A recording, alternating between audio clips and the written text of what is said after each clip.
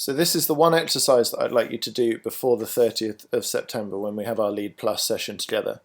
And it's to look at the idea of how Jesus models or demonstrates hospitality when he never owned any real estate. He couldn't have anyone round to his home, but he still teaches us a lot about hospitality. So what I'd like you to do is first of all just read this passage in your own time. Luke chapter 7 verses 36 to 50. Read this story.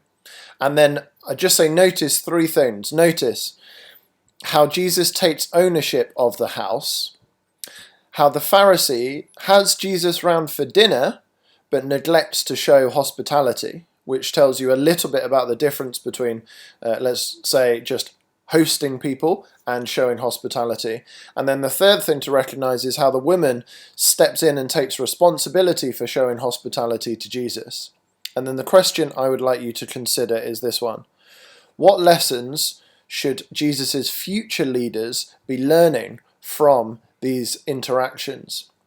What I mean by that is, in the story, the main people in focus are Jesus, the Pharisee, and this sinful woman. But actually, I think the lesson being taught is for the disciples who are also there with Jesus, but don't really get a mention and they don't do anything, but they are watching. And remember, Jesus, after he has died, risen, and gone to heaven and sent the Holy Spirit, he expects his future leaders to open their homes in a way that demonstrates the kind of hospitality that he expects.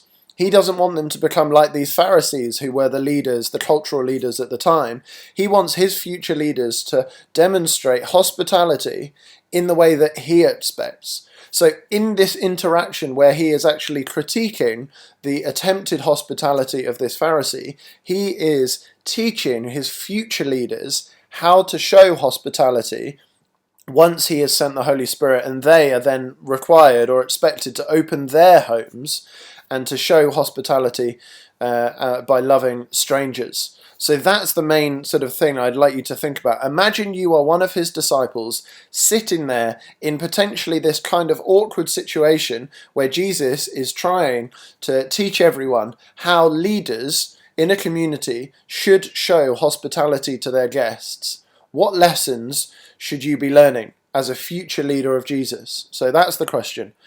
What lessons should Jesus' future leaders be learning from this passage? Luke 7, 36 to 50. So have a go at that, note down your ideas, and come ready to talk about it on the 30th of September.